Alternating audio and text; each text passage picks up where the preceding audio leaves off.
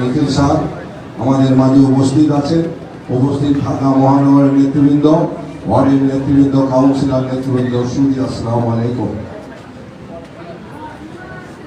আমাদের মাননীয় সংসদ প্রত্যেক দিন ওয়ার্ডে প্রত্যেকটি ইউনিটে 10টি করে চারা অঙ্গ সংগঠনের সহায়ক 400-500 চারা বিতরণ করে।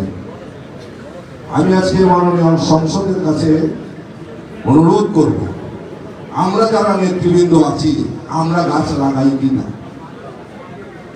আমাদের গাছ লাগানোর শর্ত আজকে যাতে আমরা নেতৃবৃন্দ চতুর্থী চারা দিচ্ছি এই যে মেলার থেকে।